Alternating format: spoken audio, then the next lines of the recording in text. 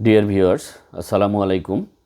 সবাইকে পোলট্রির তথ্য ও সেবা পেজে স্বাগত জানাচ্ছি। সাথে আছি আমি ভেটেরিনারিয়ান ডাক্তার শাহিন আহমেদ মণ্ডল।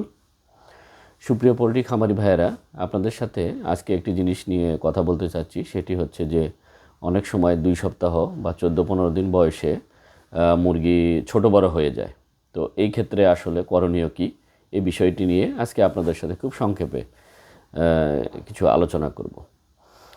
আমরা এ ধরনের 2 সপ্তাহ বয়সে মুরগি যদি ছোট বড় হয়ে যায়, সেক্ষেত্রে আমরা 4টি জিনিস আমরা করতে পারি।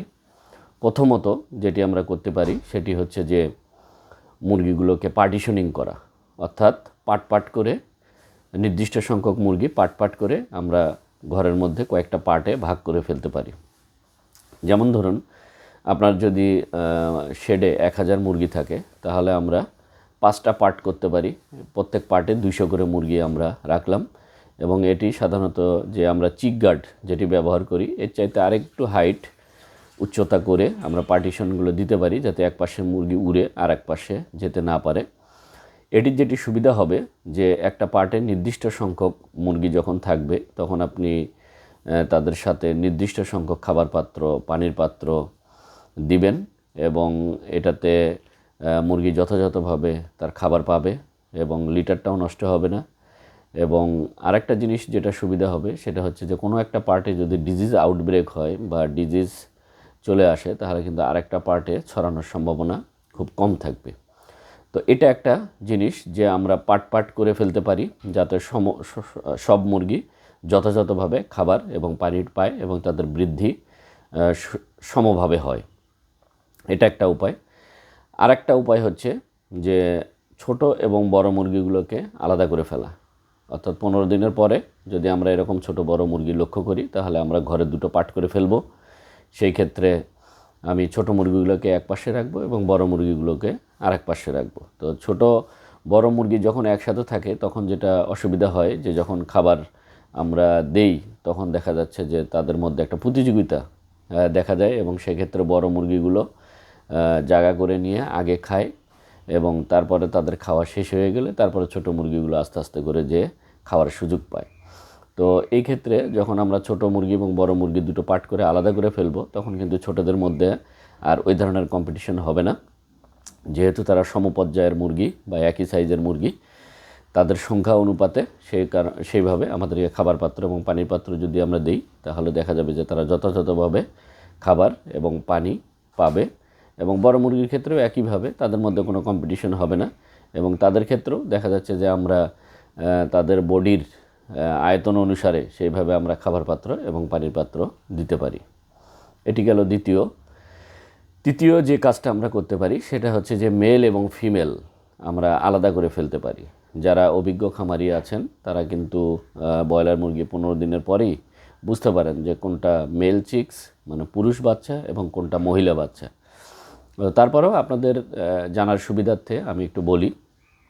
সেটি হচ্ছে যে প্রথমত যেহেতু 15 দিন বয়সে আমরা সাধারণত মাথার ঝুঁটি বা ওয়াটেল যেটা আমরা বলি, তো এটি দেখে কিন্তু আসলে 15 দিন বয়সে খুব বেশি আপনি পার্থক্য করতে পারবেন না, কারণ মাথার ঝুঁটি বা ওয়াটেল এটা খুব বেশি ডেভেলপ হয় না 15 দিন বয়সে। তো সেক্ষেত্রে আমরা যেটা মেল ফিমেল আলাদার ক্ষেত্রে আমরা যেটা করতে পারি সেটি হচ্ছে যে আপনি দেখা যাবে যে টেইল ফেদার বা লেজের যে ফেদার আছে, এটা কিন্তু দেখা যাবে যে ফিমেল মুরগির একটু বড় থাকবে এবং মেল বা পুরুষ যেটি সেটির কম্পারেটিভলি একটু ছোট থাকবে। আর আরেকটা বিষয় হলো যে ফেদার যেটা, সেটা সাধারণত ফিমেল বা মহিলা মুরগির ক্ষেত্রে একটু বেশি ফেদার তার শরীরে থাকবে কম্পারেটিভলি মেল মুরগির চাইতে।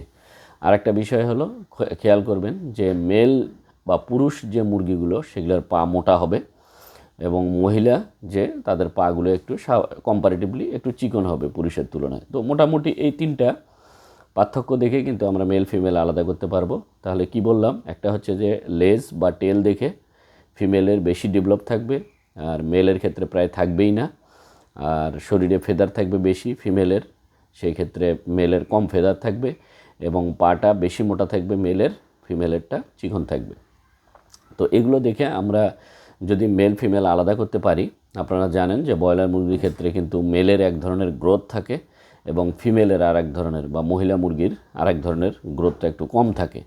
সেই ক্ষেত্রে যখন আমরা এগুলো আলাদা করতে পারবো, তখন কিন্তু এই ক্ষেত্রেও আপনার ফিমেল মুরগির ভিতর কিন্তু তাদের খাদ্যের যে প্রতিযোগিতা বা নিউট্রিশন বা পুষ্টি, সঠিক সময়ে যে খাবার পানি বা যথাযথভাবে পাওয়ার যে ব্যাপারটা, এগুলো কিন্তু প্রপারলি হবে।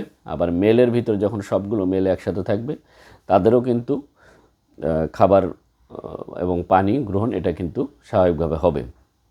এখানে আরেকটা জিনিস অ্যাডভান্টেজ আমরা পেতে পারি, সেটা হচ্ছে যে গরমের দিনে দেখা যাচ্ছে মেল যেহেতু গ্রোথটা বেশি, সেই ক্ষেত্রে কিন্তু আমরা তাদেরকে একটু কন্ট্রোল করতে পারবো, যে তাদের খাবারটা একটু কন্ট্রোল করে। সাধারণত দেখা যায় যে হিট স্ট্রোক বা সাডেন ডেথ সেটা কিন্তু মেল মুরগিতেই বেশি হয়। সেক্ষেত্রে আমরা তাদেরকে কিন্তু খাবার এবং পানিটা একটু কন্ট্রোল করে তাদেরকে কিন্তু এই জিনিসটাও আমরা ম্যানেজ করতে পারি। এবং ফিমেলদের ভিতরে দেখা যাবে যে যেহেতু তাদের ভিতরে হিট স্ট্রোকের প্রবণতাটা কম, সেক্ষেত্রে আমরা আলাদা আলাদাভাবে যদি আমরা করি, এটাতে যেমন ছোট বড় ইউনিফর্মিটিটাও আনা সম্ভব হবে, পাশাপাশি কিছু রোগবালাই ম্যানেজ করাও আমাদের জন্য সহজ হবে। আর চতুর্থ যে বিষয়টা, সেটি হচ্ছে যে আপনারা যদি এর কোনোটিই না করেন, যে পার্টিশনিং করলেন না, ছোট বড় পার্থক্যও করলেন না, অথবা মেল ফিমেল আলাদাও করলেন না, সেই ক্ষেত্রে আপনার টোটাল মুরগির ক্ষেত্রে আপনাকে খাবার পাত্র এবং পানির পাত্রের সংখ্যা অবশ্যই বাড়িয়ে দিতে হবে। অর্থাৎ নর্মালি আমরা যেভাবে চিন্তা করি তার চাইতে আপনাকে আরও বেশি খাবার পাত্র বা পানির পাত্র দিতে হবে। এখন আপনার শেডে খাবার পাত্র বা পানির পাত্র বেশি হলো বা কম হলো, এটা কিভাবে বুঝবেন? এটা হচ্ছে যে আপনি যখন শেডে মুরগিকে খাবার দিবেন, আপনার লক্ষ্য থাকবে যে আপনি যখন খাবারটা দিবেন অ্যাট এ টাইমে সব মুরগি যাতে একসাথে খাবারটা খায়। এবং এটার জন্য আপনাকে যেটা করতে হবে যে অবশ্যই খাবারের আগে আধা ঘন্টা গ্যাপ দিতে হবে, যে আগের খাবারটা শেষ হওয়ার পরে অন্তত 30-40 মিনিট আপনার একটা গ্যাপ দিতে হবে, যাতে খাবারের আগ্রহটা তৈরি হয়। এবং যখন আপনি অ্যাট এ টাইমে খাবারটা দিবেন, তখন আপনি লক্ষ্য করবেন যে সবগুলো মুরগি সঠিকভাবে এসে খাবার পাত্রে খাবার খাচ্ছে কি না। যদি দেখেন যে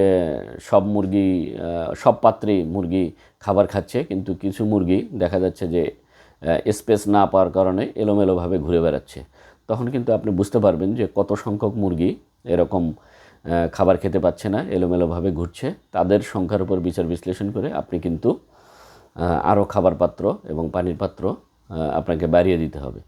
আমরা অনেক সময় চিন্তা করি যে একটি খাবার পাত্রে 30টি মুরগি বা একটি পানির পাত্রে 50টি বাচ্চা পানি খাবে। এটি কিন্তু আসলে বাস্তবসম্মত না। আমরা যখন 15 দিন বয়স হয়, তখন আসলে একটা খাবার পাত্রে অ্যাট এ টাইমে 30টা মুরগি দাঁড়িয়ে কিন্তু খেতে পারে না। এটি একটি বিষয়। তো আমি যে প্রক্রিয়াটা বললাম, এই প্রক্রিয়া অনুসরণ করে আপনারা খাবার পাত্র পানির পাত্র বাড়িয়ে দিবেন। আর একটা বিষয় হচ্ছে যে গরমের দিনের জন্য আপনি এমনিতেই খাবার পাত্র এবং পানির পাত্র বাড়িয়ে দিতে পারেন। তাতে হবে কি, যে মুরগি সুন্দরভাবে খুব কম সংখ্যক মুরগি আরামদায়কভাবে দাঁড়িয়ে খাবারও খেতে পারবে, পানিও খেতে পারবে। তো সুপ্রিয় খামারি ভাইয়েরা, যে 4টি উপায় আমি বললাম, যে প্রথম হচ্ছে যে আপনি পার্ট করে ফেলতে পারেন মুরগিগুলোকে, নির্দিষ্ট সংখ্যক মুরগিকে।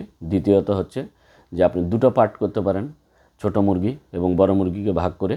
আর একটা হচ্ছে যে আপনি মেল এবং ফিমেল আলাদা করেও তাদেরকে ম্যানেজ করতে পারেন। আর চতুর্থ হচ্ছে যে আপনি খাবার পাত্র বা পানির পাত্র বাড়িয়ে আপনি এই ছোট বড় যে ওজন না আসা এবং এই যে গ্রোথের যে সমতা, এই 4টে জিনিস যদি আপনারা যে কোনো একটি অনুসরণ করে আপনারা কিন্তু মুরগির ইউনিফর্মিটি বা ওজনের যে সমতা, এটি কিন্তু আনতে পারেন। তো ধন্যবাদ সবাইকে। আগামীতে আবারও কথা হবে অন্য কোনো টপিকস নিয়ে। সে পর্যন্ত সবাই ভালো থাকবেন। আসসালামু আলাইকুম ওয়া রাহমাতুল্লাহ।